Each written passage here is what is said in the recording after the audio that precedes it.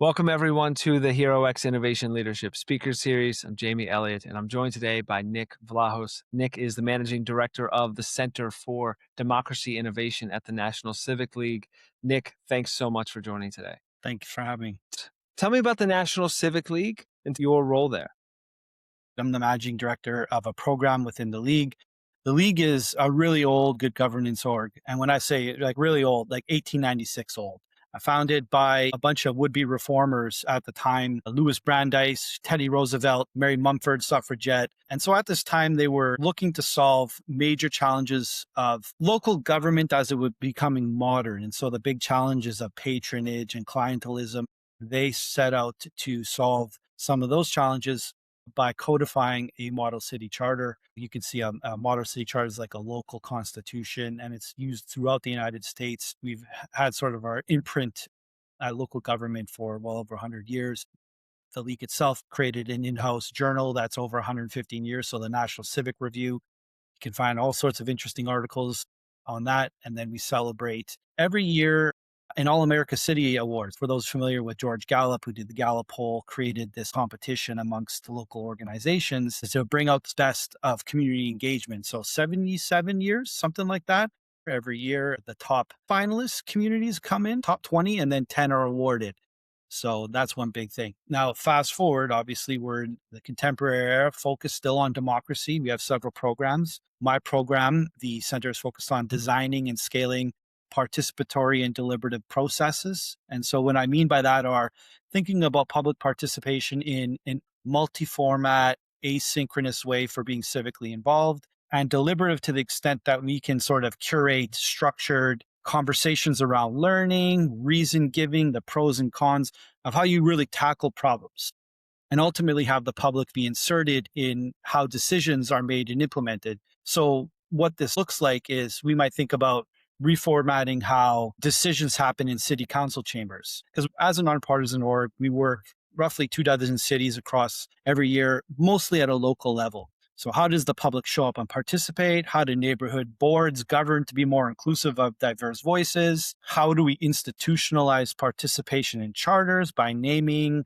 and specifying innovation mechanisms? And so the big challenge we solve for is how do we make people feel heard, and to do so in ways that empower them and enable them to be active and see their input lead to outputs that matter to them. Wow. It sounds honestly similar to what we do at HeroX. We just have different goals, right? And it's really cool. You're empowering and enabling communities to help the environment around them, the environments in which they live and work. And HeroX does this through the challenge competition model, giving them problems to solve, whether they be technical or civic or healthcare related. That's really, really cool. So how did you end up at the Civic League? What was your journey that led you there? Yeah, my journey is about 15 or so years in the space of deliberative participatory democracy. I have an academic background and then a practitioner. So my journey is striving to think of ways to formalize different forms of democracy. And so academically, I write a lot about this work, and I've held various positions in institutes. Have a PhD in political science. I've written a book. I've several authored articles, and then, but in parallel, like I've always been interested in this sort of theory and practice, how to work through the implementation and the lessons learned that come from that, and how you navigate all these things on the ground. So I've worked in social housing community on participatory budgeting in an innovation team. I'm based in Toronto, so I work for an American organization, but I am based in Toronto. I am Canadian, so it's an interesting sort of dynamic there. And I ended up at the Civic League about 3.5 years ago. And so I've been working really closely with a lot of communities, and my journey is just to continue forward and finding different pathways. Like there's a lot of new lessons and new things that we're working on and that I've been working on to do things that are getting at what are, the heart of the challenges we face and where we need to go, and just things that I'm interested in. Any sort of way to enhance and empower public voice is been part of my journey. So what are the types of problems that you all are focused on now? What's important to the Civic League and to your center at this time? How about we start at a meta level? The big picture really is there's a lot of longitudinal research on this. Democracy is in trouble. Like it's in trouble. It's declining. If you look at a lot of reports and research, autocracy is rising. rise of anti-system populism in politics, the rise of hate speech, the decline of public freedoms. We are in an era of a so-called polycrisis. It's a democratic crisis. And why I say that is because at the end of the day, things need to happen, decisions need to be made. And the way we make decisions is a problem. Especially because of the partisan nature of electoral politics, and so at that meta level, where we are navigating this myriad of crises, and the public are visibly upset. They are distrustful. I mean, every poll you look at, decline in trust in political institutions, in elected officials. And so we need to think structurally and systemically about how we actually think about democracy and how we include people into the system. And it's hard because on the opposite end, there's a lot of distrust of the public. There's a lot of finger pointing on both sides, right? We can't trust the public because, they're easily influenced by social media and propaganda and all sorts of things. It is a complex dynamic. I think the major challenge really, and I actually do think that HeroX is it's really similar. How do we challenge the public to collaborate together to solve problems? Like, the theory of the wisdom of crowds. That's literally what you're working on, right? So I truly believe in this. You give people a problem to solve, and we really are focused on a learning component. That's part of the journey rather than taking people as purely experts. The ability to sort of transform and change opinions through learning and dialogue is what I think we're lacking here. And so that's innate need as a political society to solve problems, be involved, and be the sort of owners of the laws we live under, the policies, is I think some of the sort of real world challenges, right? So how do we embed regularly in policy cycles how we make decisions about things that matter to us? Right. It's researched that the more educated on a topic a group is or people are, the more likely they can make rational decisions about things. But I'm not asking about education levels. I'm asking about being able to trust where the information's coming from. So there is naturally a cyclical nature to our political structures. There is cyclical nature to our own attention spans. And so how do organizations like the Civic League work on things like making sure people know that the information that's being put in front of them is nonpartisan, is for their own good, and is meant to help them think critically and decide for themselves? Yeah. I almost feel like there's two possible layers to that question. One is, how do we deal with expert topics or certain types of knowledge? And how can we have conversations about that in a democratic way? Obviously, because people come at it from different points of view and they have different levels of engagement or knowledge and awareness of a specific topic that might be super technical or not. And then the other part is how do we make decisions in an unbiased way and ensure that the sort of knowledge that we're curating and presenting is done fairly and in a way that's to the benefit of the common good. It's hard, obviously, in a political system that has a lot of economic, political ramifications. There are varied objectives and people that have different interests. Some are bad actors, some interests are not for the sake of the common good. But I do think that I work at a local government level, and I've interviewed probably 150 elected officials, mayors, city officials, city clerks, a bunch of nonprofit orgs, local leaders. And I have less trust issues in the political system because of the conversations. I think there are good intentions. At a local government level, I do think that public administrators are trying to present neutral, fact-based information. Their challenge is the broader information ecosystem, which is problematic to say the least, right? So Yeah, the big yeah. thing is are they coming at it from a neutral lens?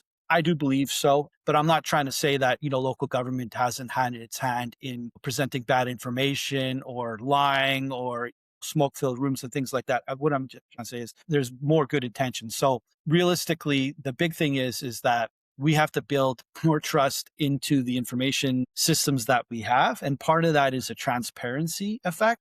And part of that is awareness into how these decisions are being made. And the big challenge there is that folks are really busy with their time, so they can't keep up with the different sequences of how information is being collected and then shared publicly and then deliberated on and then decisions are being made, right? And so one of the challenges that we have to do is make sure that we involve people very early on there's transparent and accountable. The mechanisms for feedback loops are in place and things like that. I think the second point was a difference between how we navigate different perspectives on really tough, challenging, maybe even technical information.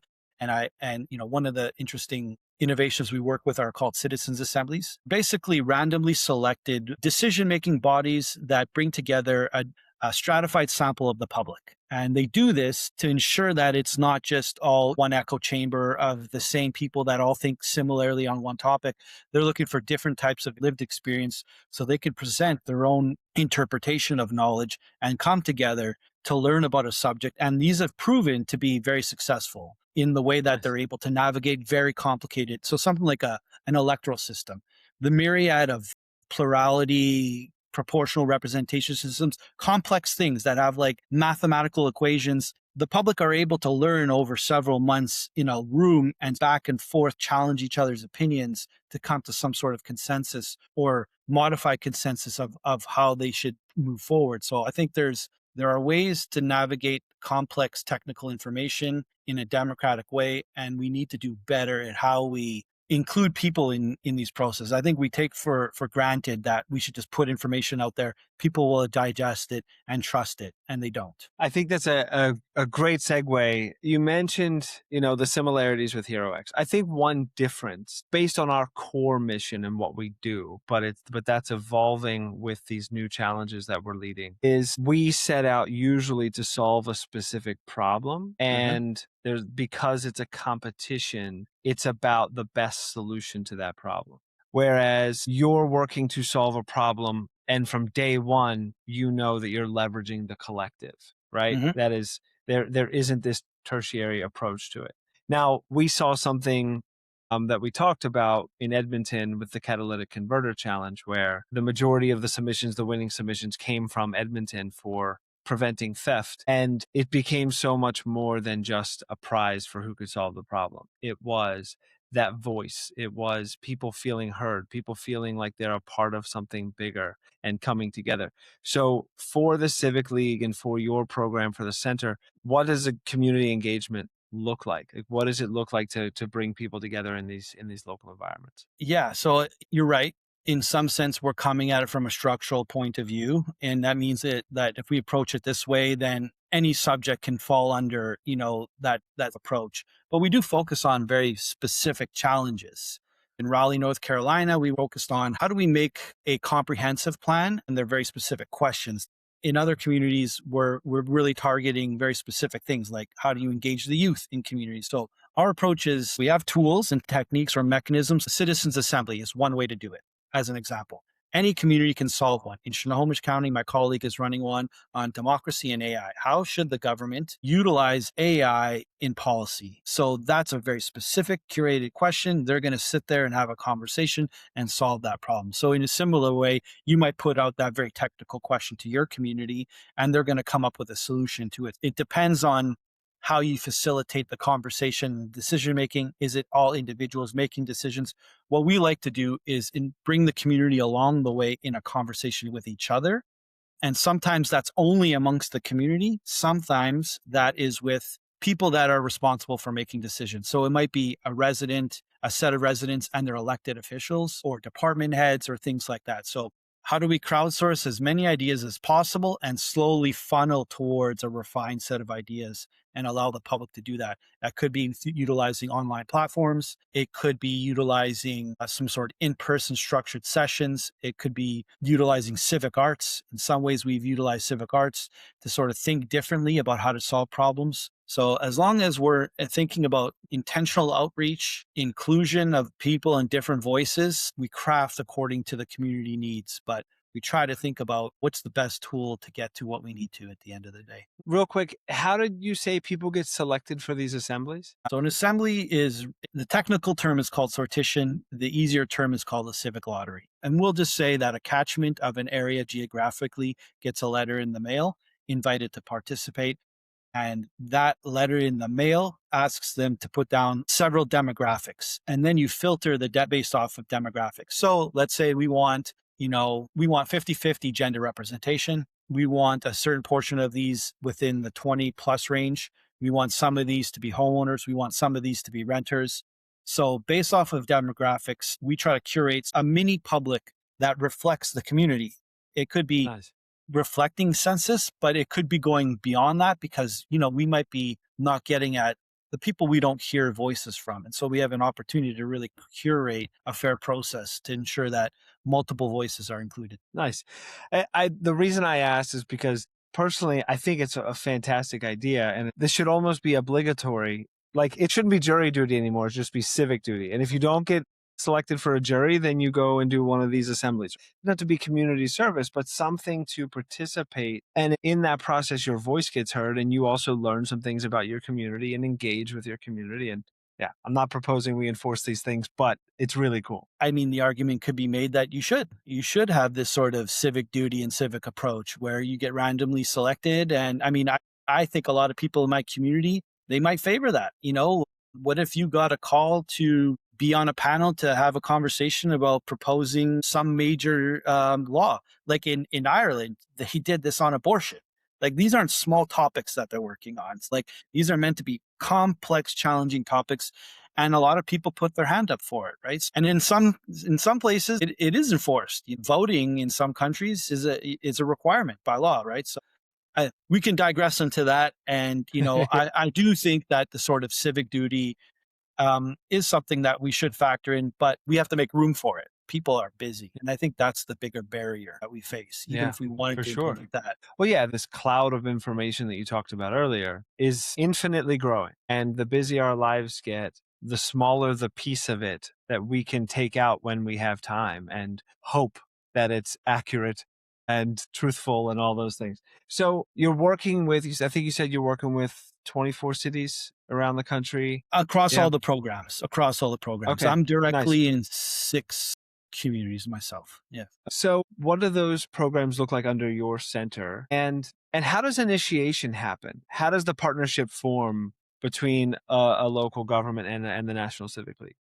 So I would talk to you about 2 programs, charter reform and better public meetings, and how it happens. We're a nonprofit and we're not a massive nonprofit, and we have to get contracts. Or if we don't get contracts, we need to get grants and RFPs and respond to those. So what that looks like is we have a member mailing list, a monthly newsletter, and some are paying dues, very minimal. And so we have a long-standing relationship with a lot of communities. And then we celebrate a lot of communities through the All America City Awards. So we have various relationships. And then the name we have through our charter reform work brings people to us in some way. But I would say in large part, at least my center, it's young. It's 3.5 years old. We started this center through grants, and that's how we've been running, right? There's some certain calls to action, and that's how we do that. And then it's up to me to basically build the relationship with the local community, which is often a variety of different partners. It could be a city manager, it could be a civic engagement director, it could be the mayor, several people on council. At least if we're working in some communities that involves an institution, we need to build goodwill and we need to have political buy-in. And you can't do that unless you have those conversations. So it's a lot of socializing ideas and building trust that we're not coming in with the sake of trying to completely renovate everything and scare people off. We're trying to do work that enhances the way processes are in a better way, just updating them, modernizing government in some way. So 2 programs. Like I said, city charter work is really old. It's a local constitution, specifically in the United States. It's a fascinating thing where a lot of cities go through the process of creating a local constitution. Imagine this. You think of the national constitution, and it's almost impossible to reform. Your local constitution is being done almost every 20 years, sometimes every 10, sometimes 30 years. In one case, conversations with Arlington in Virginia hasn't been done since 1930. So all to say, communities that are looking to update and modernize their language and rethink about their structure of government. Do they want a council manager, a city manager form, a strong mayor? Do we want to embed equity? Will we institutionalize civic participation and make that a value we respect? So that's one program.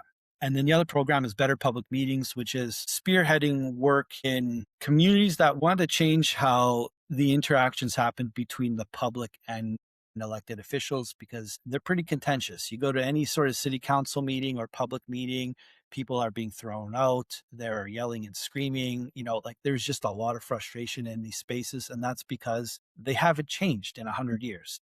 Like they really, you have a rigid agenda, you have a portion to say your spiel, you may or may not get a response back from the elected officials, and then you get shuffled on, and you may or may not get feedback or follow back from that. So some of these communities are really trying to think about new ways to make people feel heard. And that's basically what we do is a little bit of community engaged research. We have public conversations, we work with local elected officials, and then pilot something. Let's try something that's different, that speaks to the needs of the community, that solves some of their challenges, and see if it works. Yeah, that model there of the trying something is similar to what we do when we have the multi-phase challenges. It's like, well, let's try 10 things, right? And we'll give these teams that are building lunar rover wheels $10,000 in 6 months. And it's like, go build a prototype. And so it helps spread out any risk of any of them failing over kind of a portfolio. But at the same time, you're spurring different ideas. They share ideas with each other. Sometimes they merge together. I think it's really important in the field that you're in for these things to be tried, for these things to be at least attempted, because you're just trying to make things better, right? You're just trying to improve, because if it's improved, then you can get back to what really matters, which is tackling the city's issues. It shouldn't be about who got thrown out of the city council meeting, Yeah, right? It should exactly. be about what got resolved and what things are coming from that. So about the awards program that you mentioned, can you talk a little bit about that and any cool stories or impactful things you heard along the way? Yeah, it's probably the most inspiring thing you'll ever experience. Okay, I take that back. But I mean, like in a civic pride collective way, like 500 people that are from all walks of life, young people, marching bands, people that are firemen, people that are mayors, people that are local poets. They come together in a room to compete but celebrate. And so this sort of sense of competition brings out a healthy civic spirit. And so every year, we have a really good panel of judges from different types of experts or experience, and they judge, so it's not us doing it. They independently judge these communities which get presentations on how they're solving problems in their community through community and civic engagement. So I think that there's so many inspiring stories. Like I don't even know where to start. Like we list what they applied with and the things that they've done in their community. So you can find a lot of inspiring stories. I can give you one because I worked closely with them. So in Franklin, Tennessee, they were really interested in hearing about the community to solve local democratic challenges. And we did an initial sort of civic infrastructure scan, studied what are the local relationships and institutions in place, had a public forum. They targeted out of all of this youth participation. And so what they had was what they call breakfast with the mayors. This was the tool to have a conversation. 8 a.m., they had a conversation about how to enhance youth civic engagement with breakfast. 450 people showed up. 60 of them were youth. And so I find that pretty inspiring to say, like people got up first thing in the morning to go have breakfast, meet strangers, talk about how they can have youth participate more. And there's a lot of people. And I think part of that is the community itself. As you involve youth, it brings people out. And then food. Obviously people are hungry and, I'll give them some breakfast. But I do think Absolutely. that, these are the types of things that nobody knows about. Like you never hear about this. You hear about what's happening nationally. You hear about what's happening internationally. Have you ever heard of this? Like, so, and there are just literally dozens of these, hundreds of these. Yeah. So lots of fascinating stories. We live stream it. So anybody in the community can watch this. It's June Okay. 28th. Yeah. We'll put the link to that for sure, and I'll be watching. Yeah. That's really cool. That's really Awesome. cool. So what's on the horizon for you? What's coming down the pike? What are you excited about? I am very excited of the work that I'm doing in New York. So we're working with the Civic Engagement Commission and community boards. It's an interesting dynamic because the community boards are really long established. They're developed to govern themselves. 59 of them, they've been around for a long time. They're a layer of government. They're charter embedded. The Civic Engagement Commission is this commission that oversees participatory budgeting. So we're trying to think about different ways to enhance inclusion and participation on a mass scale. I'm hoping to leverage some sort of digital online platform to curate some sort of ideation on how to solve civic engagement, at a very local level. I'm interested in charter reform. We're undertaking a charter reform in Kingston, New York, which is coming up very soon. Economic mobility and democracy and democratic participation are things that I'm really interested in. So I'll be hosting a conversation on June 18th. And so I think it lends itself a little bit to what HeroX does. Like, how do we solve for big challenges like economic mobility? How do we solve for thinking about jobs in an age of AI? How do we think about overlapping that with civic participation? Because there is a connection. There really is a relationship between economy and democracy where healthier civic social capital and places aligns also with upward social mobility. So I'm just starting to think about different ways to involve democracy at the very local neighborhood governance level in New York, at a charter level, in the economy, all sorts of interesting things in the pipeline. I think it's a really interesting pathway to be on. It's not one that we think about often. Innovation in democracy in our infrastructure as society. But when you think about it, it's critical, right? It is absolutely critical. So, Yeah. any other ways that folks can get involved and learn more? And we'll be sure to include links and things in the description. I'm always happy to just have a conversation. And I think if you're in a community that does interesting things, you could always apply to the All America City Award. On top of that, we have the National Civic Review. We curate articles that are on these sorts of themes. And another one would be we have this thing that we call a healthy democracy ecosystem map. So this map was curated geographically. So I think it's healthydemocracy.org. 13,000 organizations are listed. It's a public resource. So we're trying to encourage people to upload their civic organizations so people can volunteer and get involved in those groups. If you make it visible, maybe it creates connections within a specific region or a specific Yeah, locality. And so it's all the way down to a very specific place. So I'd encourage others to check that map out, and they might find some way to get involved in their own area. excellent.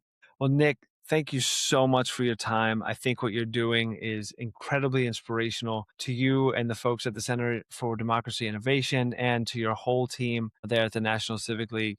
We really appreciate all your work and Yeah. thanks so much for your time. Oh, I'm grateful. Thank you for having me. Appreciate it. Take care.